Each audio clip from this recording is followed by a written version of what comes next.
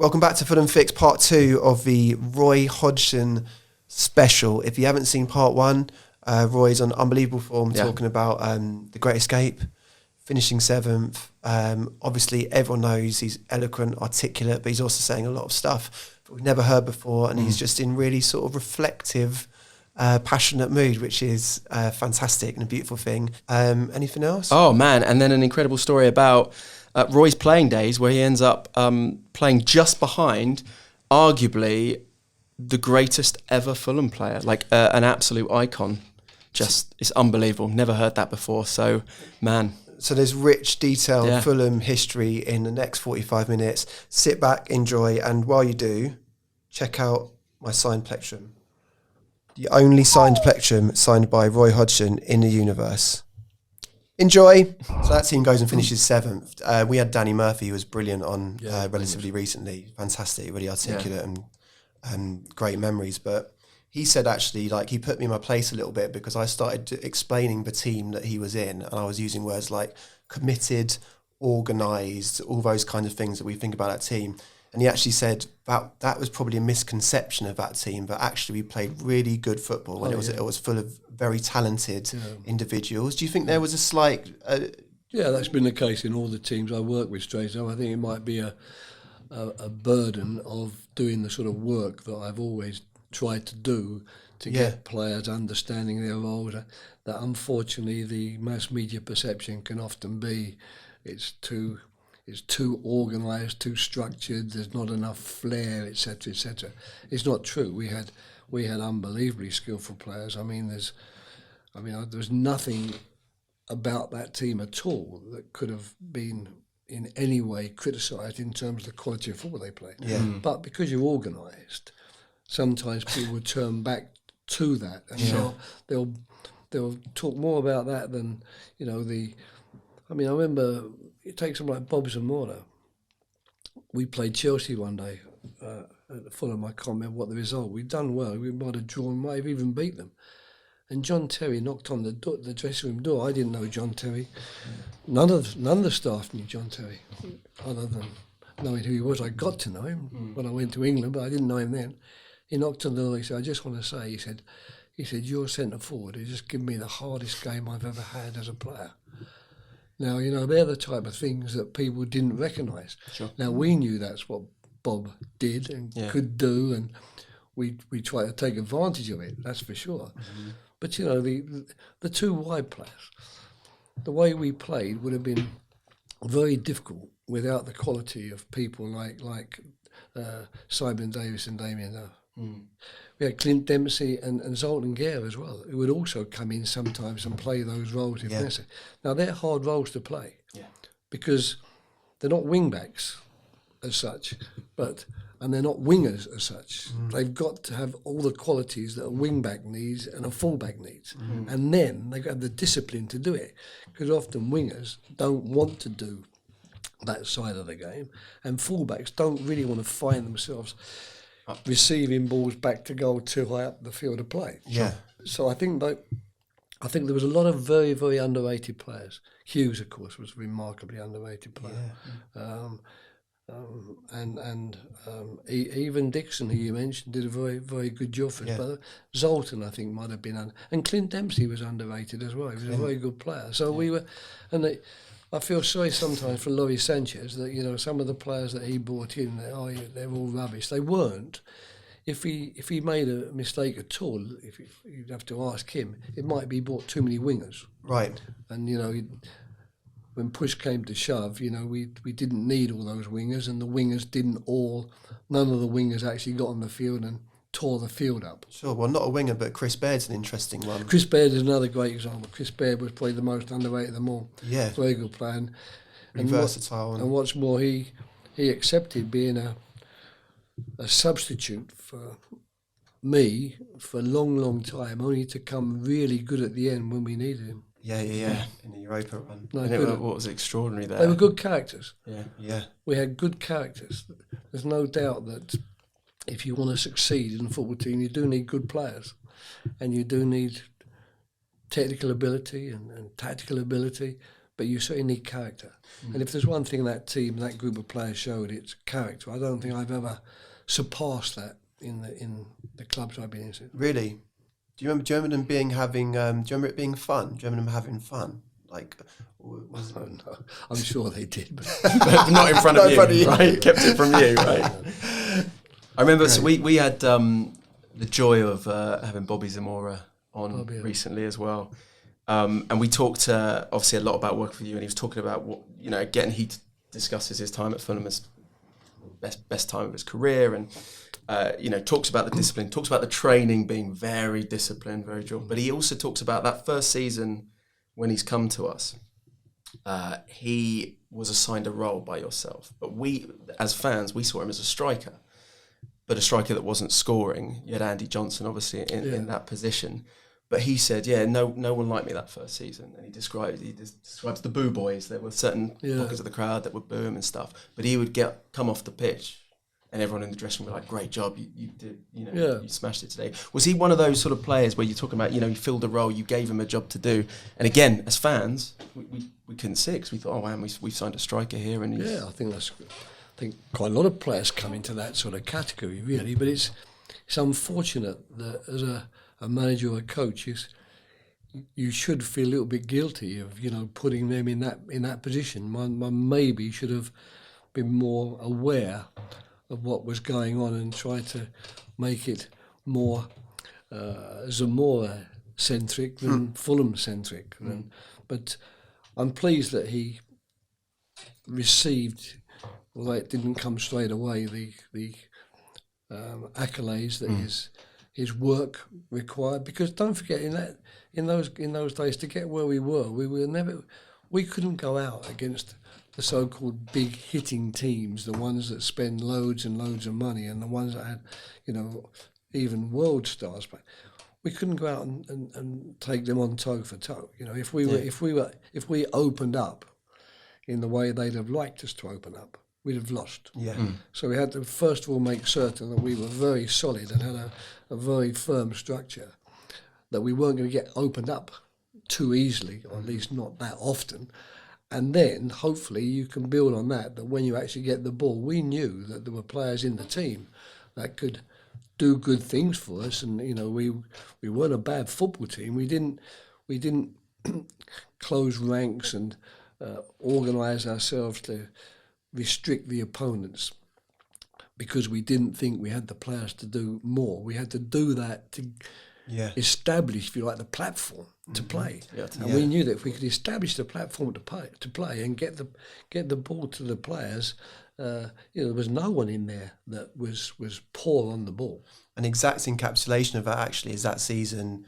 The game we remember most really is a 2-0 win at home to Man United, where we do exactly what you described there, and Gira scores an overhead kick in the last minute of the game, which just goes down in folklore, doesn't it? It's a real Fulham. What do you remember about that? Always go down in folklore. Oh, Zoltan. You loved Zoltan, didn't you? Because he played with you a number of times. Yeah, I loved them all. I mean, to be fair, that group of players, someone once told me many years ago that, when you've had a success with a group of players, that bond with that group of players is always going to be there. It's a special moment and a special bond that you've created in your life, and that's very much the case with Fulham. It will be the case also with other clubs, certainly the national teams and even Palace. From the recent years, they're bonds with players that when you get together again, you realise we actually did something quite important. Yeah, and it was probably more important than many people would even realise, because the media look over those type of things. They want different types of headlines and different types of things to sort of flag up, and they're the simpler things to flag up quite often. Because everyone can watch a game of football and pick out that guy's a very good player, but not everyone can watch the game of football and work out why this team has been able to win it or why this team didn't win it, even with that fantastic player that I just identified. Yeah. Should we get into the Europa League season? I think so, yeah. I mean, obviously, road to travel there. Give us the crazy thing is, well, before, we're about to talk about a season that probably is the one that every Fulham fan describes as the greatest of our lives. and we're almost brushing over the fact, like you said, it's our highest ever Premier League. You were here for 2.5 seasons, and what you achieved. I mean, you said that you could do a podcast at any club and have be having this conversation, but I think you'd be sort of quite tough pushed to achieve what you've done in such a short time. To the scope of it, the Great Escape, doing what was many deemed impossible. Certainly, Match of the Day. I remember week in, week out, we're like, we're done for. Then it was like, surely it's not going to happen. Great Escape. Highest ever finish, which like we almost gloss over now because of what you went on to achieve. I mean, that must be a lot happens in a short space of time. Yeah, isn't it, Fulham? Yeah. Finishes are dangerous things, because I would say undoubtedly a harder job that I had, and only getting teams to finish in 12th and 13th and 11th was Crystal Palace. That was much harder to do that than here. I mean, that was an achievement, that really. Yeah. I think here the achievement, strange enough, was easier because of the way the football was. I mean, don't forget, football's changed enormously as well, and the quality of players we had. I don't ever think that it was that much of an achievement to do that. It just developed that way. And, what is seventh at the end of the day? To be fair, if you're not first, you can almost forget it anyway. I mean, now we talk about fourth because it's Champions League or fifth because it's Champions League. But basically speaking, you've got to finish first. And if you're Fulham and if you're Crystal Palace, that's probably not going to happen. That's the tragedy. It might, I shouldn't probably say these things sitting here, but realistically, the way football is at the moment, it's going to be hard pushed for the Fulhams and Palaces to get past the Man Cities, the Man United, the Arsenals, the Tottenhams, the Chelseas, because you're talking billions. Yeah. Mm-hmm. That's the thing. And also, unfortunately as well, that the players who might cost you £100 million, Man United and Man City, when I went to Blackburn, they had money, but we couldn't attract players to go there. Mm. No one would come to Blackburn with us. Yeah, despite the fact they won the league. They just won the league as well. Yeah. They wouldn't come to Blackburn. They'd done it with Shearer and Sutton and a few other, Colin Henry, a few others when Jack first went in. Yeah. But when that had subsided, and in fact when I went to Blackburn, they almost got relegated the year before I came there. Yeah. But there was money. There was money in the pot, and Jack was always said to me, "You've got money." I remember going for Kasiwagi. Although Jack wouldn't sign him because he didn't know him, but I mean he wouldn't. I mean he went to Chelsea. Yeah. I mean he was happy to come to England. He quite fancied the Premier League, but so there's always going to be that element as well. Do you think it's location a part of that as well? Well, that's where Fulham and Palace. That's where Fulham and Palace are lucky. Yeah, we're London clubs. Yeah, which is a great advantage. So that does mitigate the point. But my point is that there's always going to be clubs that are billionaire clubs, and you're just a millionaire club. So it's always going to be very, very difficult bridging that. And the bridge is often going to be because your team is a good team, a team that's very, very strong together. Now that can be because of their fantastic tactically, fantastic with characters. They've got some people around the club that in some way engender something from the team, which not everybody could do. That's going to be the strength, as it were, because it's not going to happen by saying, right, we need 4 players. Who's the best central midfield player in the world? Who's the best striker? Who's the best? Because you're not going to get them. Mm. And I think that certainly what we did here was based on that. And the 7th place, well, it's nice to know that's still the highest position, but I quite happily accept that will get beaten. And I don't know that it's something that one needs to go around boasting about. But I think what I would boast about is that when I came to Fulham, just like when I came to Palace in 2017, there was a job that needed to be done in terms of a structure being put together. And if that structure is strong, it can be built upon. Yeah, absolutely. I want to get into Europe, doesn't it? Get into Europa League because what you built in that time, you described accurately that when you first come to Fulham, it might have been quite quiet, and it's built into a point now that when we get to Europa League, it was raucous. It's the loudest I remember I've ever felt Craven Cottage being that year. Actually, the 7th place and Europa League finish, it actually becomes a place that's really loud and intimidating to come to. When you set out on that Europa League thing, what was the clarity of vision? Was there any thought process about going far in that, or once in a lifetime? We got in on fair play. England had a fair play. England had a fair play place. It's the most Fulhamish thing ever. And we got on a fair play place. Yeah. So otherwise, 7th place in those days would not have got you into the Europa League. It's such a great adventure, this story, because you're going from that level of Europe to obviously where we ended up. And such tough matches as well. Yeah, because the Rome games as well. I think all the teams we played, let me get this right, all the teams we played apart from, all of them had come down from the Champions League, knocked out the Champions League. They were the best seeds. Certainly Shakhtar was, certainly Juventus was, certainly Wolfsburg was. I'm not sure about Hamburg, whether they maybe had not been in the Champions League, but all the other ones had actually been Champions League people that had dropped into the 3rd place and gone down into our league. Incredible. What do you remember of Shakhtar? Because that's what all the players say, that's the best team they've ever played against. They were so technical. Yeah. It was a Brazilian team. Yeah. It was almost all the Brazilians really, and they had a player that I remember ringing Massimo Moratti about, Fernando, the one who was so good at Man City for so many years, and we couldn't sign him. We couldn't sign foreign players at that time. He didn't play for a number of games for Brazil. Sure. William, I think, was another one. There was another one. And I remember ringing Massimo Moratti saying, you should look at these players because you can get them. And, because at the time the Italian league was still strong. But they were earning big money. The budget of Shakhtar would have blown us out of the water. Yeah. But we didn't realise that. And of course, it's like England's still a little bit like that today. If it's not one of the names that people recognise, teams are underestimated until they have the audacity to come over and get a good result.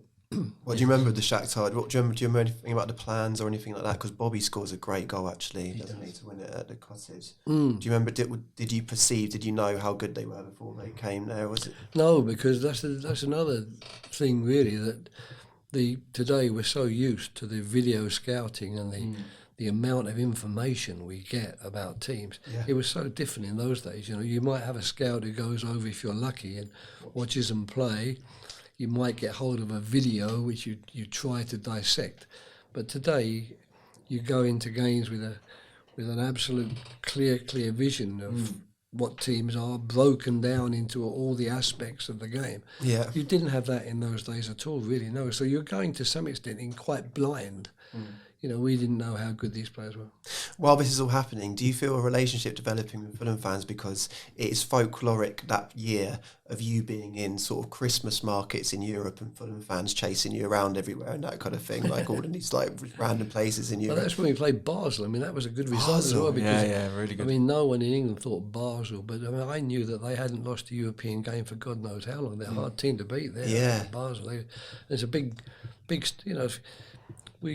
We were playing here in front of 25,000. Basel played every week in front of 50,000. It's a big stadium and it's a big club in Switzerland. But of course, it's Switzerland, and who cares about Swiss football and Basel? Right. But I mean, they were tough to beat. I mean, that Salah was playing for them then. I mean, that's the sort of player they had. Wow, yes, Salah, Forlan, all these players in that competition, incredible. You eventually do Juventus? Well, I was about to say, at what point... I was also going to ask, actually, just really quickly, because obviously, a lot of key relationships started to happen for the Fulham players during that run. And we mentioned earlier that Anchor Kapoor, Johnson had a very bad injury, and that's when we saw Zamora step into... sort of target man. Become this... Yeah. I mean... probably the most vital season of his career. Him and Gira sort of linking up. Firstly, what's your memory of the injury on Andy Johnson? Because it was quite a brutal one, wasn't it? He was out at that point. Well, Andy was injured when he came. Really, it was hard to sign him because he had a serious knee problem. He had that knee problem where the cartilage is worn away and the bone rubs against the bone. Yeah, so we knew that, and we were nursing him through that anyway. I thought it was that sort of provoked him having basically to stop. But I don't remember any other particular traumatic injury he got in the game. I can't remember, but perhaps he did. But I mean, I think both he and Bobby in the same season did that little collarbone thing there as well that put them out for a period of time. But Andy was always living a little bit on borrowed time because he knew that this is something which basically was impossible to actually cure. They tried to flood the knee with blood and do all sorts of things, but he always knew that sooner or later he was going to have a serious knee problem and it might get him through a few games. So he did very well, I thought, Andy, to give us what he gave us. It was very, very useful. With he and Bobby, we didn't change a lot really when Andy left, and maybe Zoltan played probably closer behind it, but sometimes Clint did as well. It was very much a two-man forward line where, in terms of our pressing, one would actually concentrate on pressing the centre-backs and the other one would drop in a little bit and screen off the central midfield player. Nothing unusual. So, both Bob and Andy did that very well. They had a very good relationship. But he was a tough one to lose, that's for sure, because, to be fair, to get the quality of forward we would have needed to keep us up there would have, cost a lot of money and we'd have had to find him. So we never. And Nevland, to be fair, did the same sort of job when he came into it. Yeah, definitely works unbelievably well. And then so we've got past Shakhtar somehow. We've got past Wolfsburg. We've got out of those crazy groups. Yeah.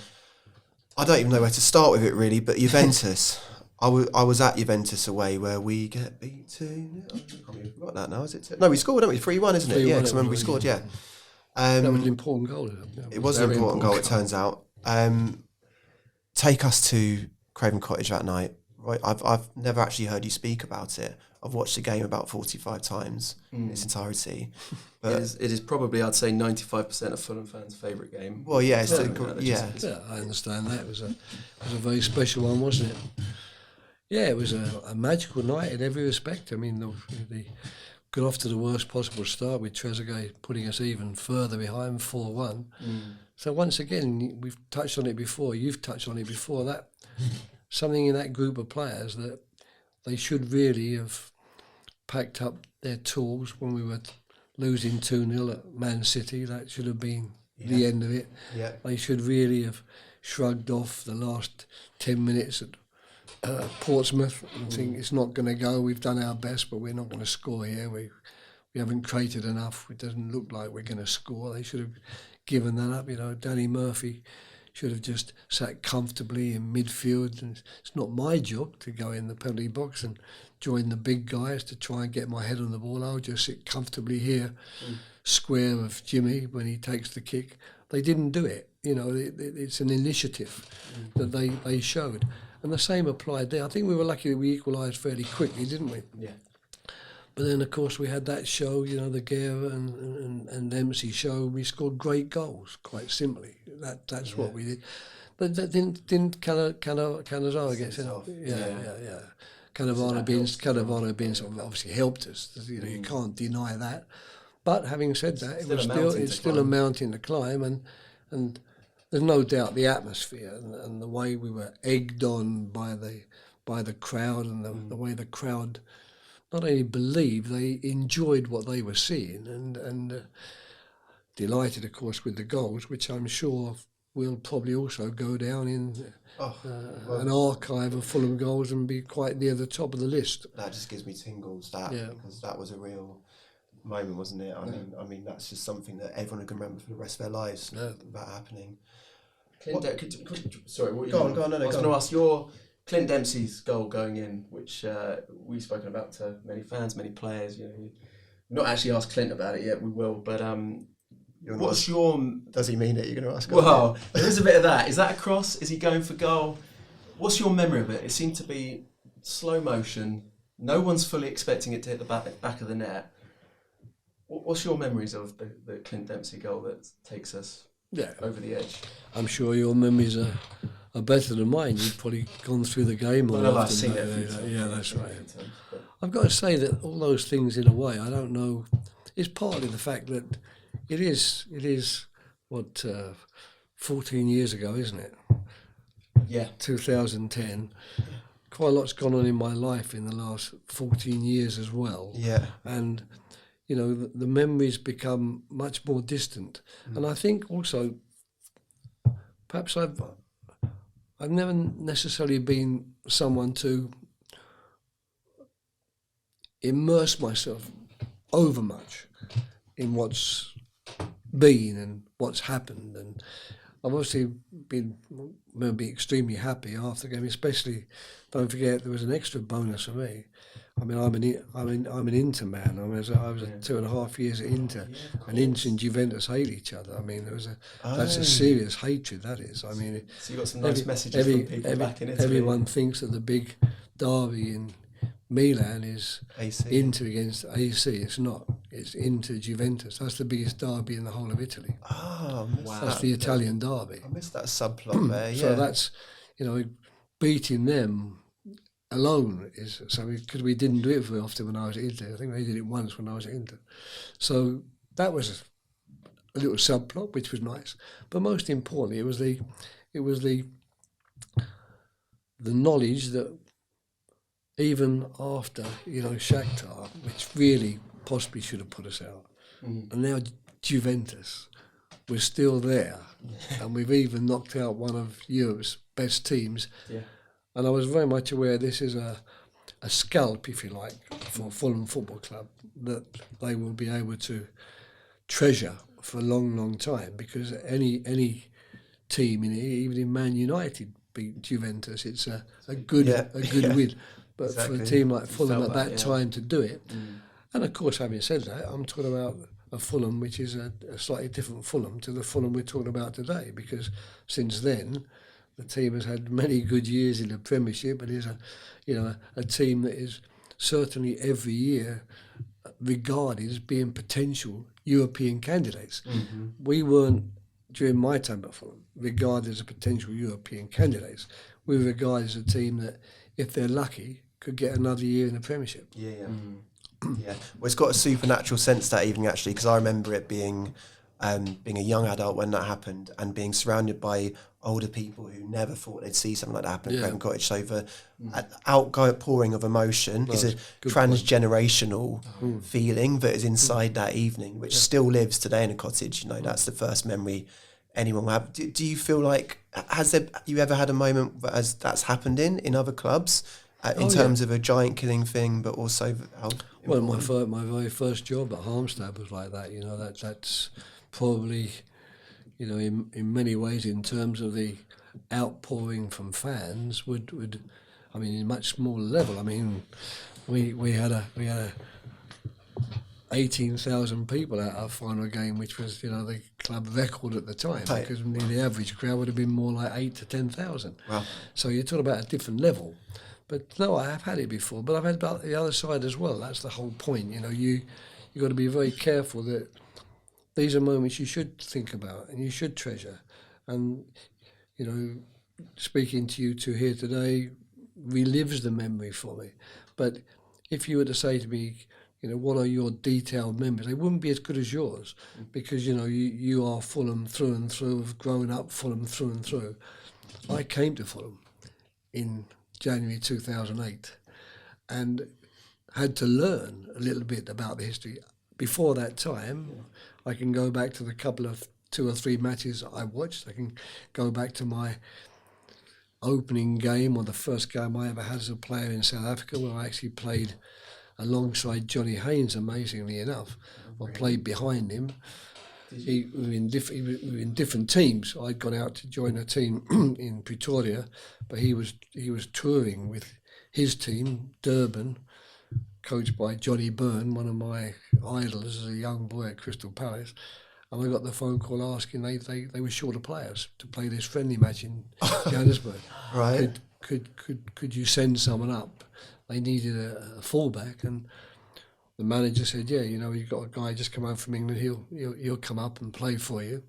So I walked in this dressing room, and there was with Johnny Haynes, and played behind him. So it's what was one that of the like? things So just really quickly. What was that like, playing with Johnny Haynes? It's fantastic. I mean, to be fair, I was nervous. But I had a guy called Tony Coleman playing on the left wing, and Johnny was playing inside left, and I was supposed to be playing behind him at left back, and I was pretty nervous. I didn't know what sort of standard I was going to be meeting or whatever, and so I was very nervous before the game, and a little bit, of course, overawed. I mean, Johnny was a lot older than me. I mean, at the time I was about 24, 25. Johnny would have been mid, even late 30s, I think. Yeah.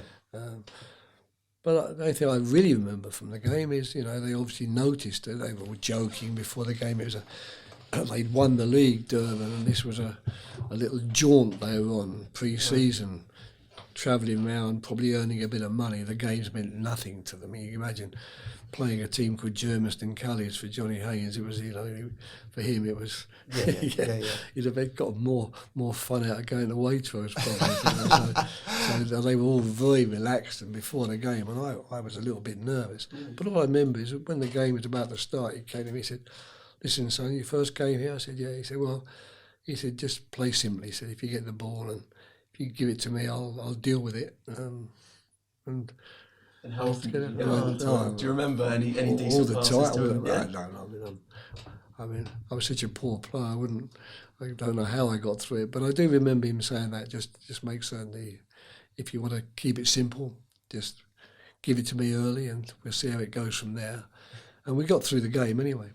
But I mean, the point I'm making is that this is a history of Fulham Football Club, and these people, the Robsons, I don't know, my friend Les Strong will be devastated if I don't mention the real Fulham legend. I mean, this is a club which goes back so far, and I've had so much respect for. But coming in after all those years abroad, I don't have that detailed knowledge. In fact, even to the extent now where I have to be careful that I forget names. Yeah. Wow. I mean, remember Johnny Haynes' name? That's incredible. Did you ever Did come across George Cohen? Did you and George Cohen? Oh yeah, George. I regard George as a friend. He was right. He was quite big during the time. He had his, like Les, he had his lounge. Yeah. So I got to know George well. Yeah. And in fact, Marco and I were asked to put the wreaths, weren't we, when he died? Yeah. Right, of course. Yeah. No, George. I got to know her. Who else from that era? I didn't know that many. Bobby Robson, I got to know very well, of course. Bobby. Tosh, I met. There are probably one or two others that I came across, but not to the same extent. You say your memory's hazy. How hazy is it of the Hamburg final? Yeah, I thought we were going to get through when Simon equalised there. I thought we were going to get through there, and I think that was a really unfortunate goal we conceded there. So close to the end. And I believe that if we get to the penalty shootout, I didn't know De Gea. I just thought it was some young kid playing goal there, and we got Mark Schwarzer. So perhaps I was being a bit naive there. Yeah. But I thought that Mark would pull us through. But apparently he's never won a penalty shootout, has he? De Gea. Oh, is he not? No. To this day. I was the same. I thought you've got him in goal. Yeah. You're going to struggle. Apparently he's never won a. Well, they are. So we had a very good chance. It was such an unfortunate goal as well, to go in off Breda's back leg. Oh no, I can still see it rolling in. Yeah. Did you just bringing up that Inter-Juventus rivalry? The thing that I hadn't really considered is because obviously you had a final with Inter as well in the UEFA Cup, which you lost on penalties. I'm good at losing finals. But was that a loaded feeling for you? Was there an intensity in it on a personal level that you wanted to? I don't know. I mean, I think I've become quite good. I think I probably always have been quite good at being able to not dwell too much on those things. When people ask the questions, it would be very easy to give the answer that everyone would expect me to give. Mm-hmm. But I don't even remember thinking that much about it. That was a really brutal final, that one, because it was at home and it was on penalties. Mm-hmm. The crowd, baying for blood, and I'd already decided to leave. It was at the end of my contract, so about a month or 2 months before the final, I'd agreed with the president that I'm not going to renew the contract. I thought he didn't want to. He claims that's not true. He claims that the offer he was making to me to renew it was genuine and that he really wanted me to stay. Right. I didn't think he did. I thought he was just being courteous as he always is, and basically he'd be much happier if I accepted the offer from Blackburn. Sure. So I'd done that. So in actual fact, I knew it could be my, well, it turned out to be my last game, but it would have been one or two other league games left to play, but I passed up on them and went back a little bit earlier to England. So in that respect, it was quite brutal in some ways, in the fact that it would have been. It's always nice to leave at a good moment, but if you're sanguine about it, so very few people do. So very few people leave at a good moment, and if you really want to be sure that you're going to work somewhere where you're appreciated and where things have gone well, and you're going to leave in a good moment, you've really got to leave at a time when everything's going very well, and you've got to walk out basically or move on then. If you see it through to the end, the chances are the end will not be the end you were hoping for. And that's exactly what happens at Fulham, would you not say? Because it's one of those rare situations where I've never experienced it actually, Fulham, where you left for Liverpool, obviously, and every single person I spoke to was just nothing but so happy for you to have got that job. There wasn't even 0.01% of ill feeling about it. No, I've been lucky there. It happened at West Brom too. Did it really? Yeah. Yeah, I was very well liked at West Brom, and I had a very good year and a half there with them. They got their highest ever league position, or for a number of years, since they were a really good team during the days of the sort of star players. They had the Cunninghams and the likes of them. Right. So they were the same, when I left to go to England there, they were very much the same. So I've been lucky I've had that twice. Mm-hmm. But then I can counteract it with other positions where Harmstead was okay when I came back to England from Harmstead. Malmö was okay when I left. But, Malmö, we lost a final. We lost a playoff final when I was in Malmö after all those 5 years where we won the league every year and cups, and you couldn't really have had a bigger palmarès than I had at Malmö. But still, the last moments, or the last moment, was one of sadness and failure. So it is a little bit life. You've got to be careful that one should. I force myself that I have to be very conscious and very grateful for what football has given me, and the wonderful moments it's given me, and the life it's given me, because not many people get to live their life doing every day the type of thing that most people pay to do, so if then you want, on top of that, you want non-stop adoration on top of it, then you've got to be very lucky, and you're probably more likely to get that if you're working for one of the really top clubs, which outside of Liverpool, which didn't last for very long, I've not really done. You got to be a Man City, Man United sort of type, to have that possibility. And even now, you see that Jurgen left Liverpool at a time when he could so easily have gone on, but perhaps he's thinking along those lines. It's getting harder and harder every year. I can't guarantee it, and how long is it going to be before finishing third gets me vilified by the Liverpool crowd? Right. Yeah, sure. Yeah, happens quickly. Absolutely. Dare I throw it into the air? Did it ever come up that you might return to Fulham at any point? Has that happened since then? No. Interesting. I don't think so. I think when after 2000, was it after the 12 or 14, after one of the unsuccessful tournaments with England, when of course there was some talk that I might go in the. I mean, to be fair, the FA never actually did that. They made it clear quite quickly after each tournament that they weren't planning to get rid of me. But I'm certain there was lots of press speculation. I think Alistair mentioned that. Had it happened, we probably would have wanted you to come back. There might have been a time at that time when they were looking for a coach. Magic. I can't. Some of that. But I can't. Again, my memories. I've got a memory of the lunch we had in Wimbledon, and him saying something in those terms to me, but I don't have the details anymore. It's a haze. A lot of the memories today, unfortunately, I'm realising are quite hazy. I mean, it feels pretty vivid to me, actually. One thing I was going to ask before, if you've got another 5 minutes or so, but one thing, just quickly touching on the fans, you mentioned obviously the relationship you had at West Brom and at Fulham and you're so loved.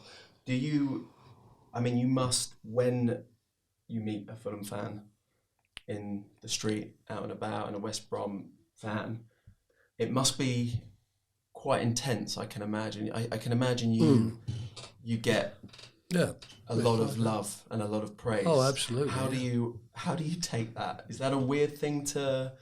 I can imagine it's a lovely thing, but I can imagine, especially like you rock up to the cottage. Oh. There's 25,000 people that have got a story to tell you about how you gave them the greatest day of their lives. Gratitude. You feel grateful. I mean, there's a wonderful quote by a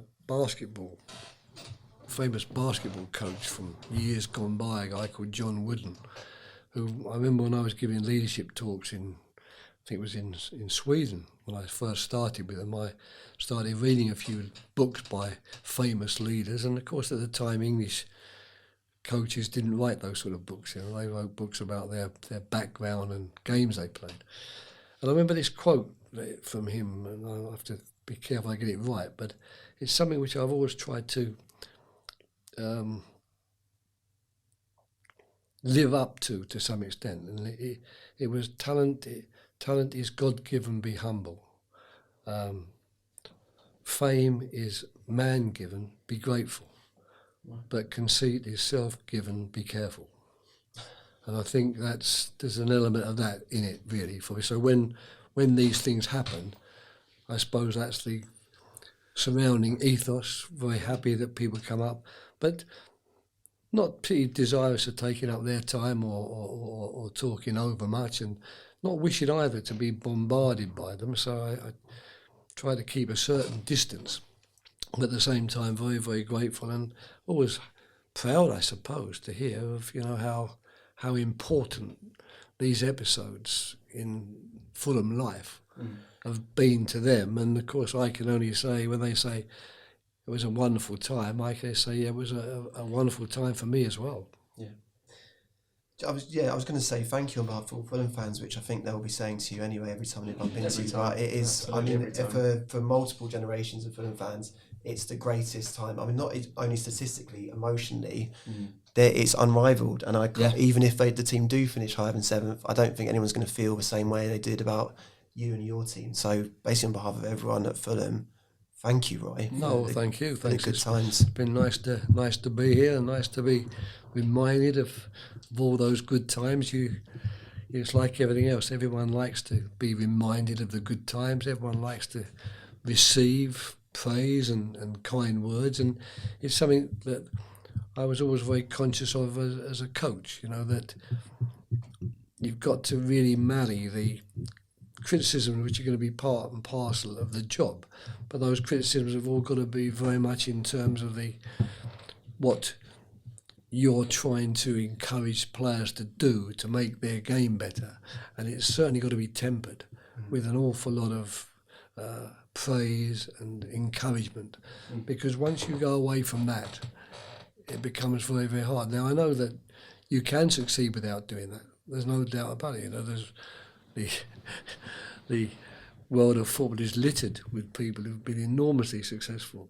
Some of whom have hardly, spoken to their players. But in my opinion, the way to do it is criticisms can be part of the job. The players have to accept that, but you must never forget that it's going to be the love and the warmth and the environment you create which is going to help most. And if you're lucky, even the ones that you don't have the ultimate relationship with will always at least have some memories when he wasn't all bad. What a beautiful way of putting it. If I can recommend something to you, watch Fulham Juventus again. It's a good watch. It's a good game. Oh, well, yeah. I'd do that tonight if I was you. I've probably got on a CD somewhere. I would dig that out. Can we get a copy of the DVD? let's get Roy a copy of that. Oh my word! An absolute pleasure. Good. It's a pleasure too. It's nice to be here, and hopefully you can do something with it. So there it is. That is how you start a new series of Fulham Fix. Double header, Roy Hodgson. I mentioned it before, but like Roy doesn't normally do things like that. You don't really hear him in conversation like that. So genuine, deep honour to speak to Roy for that period of time. And there's not much more to say. I might watch it again now.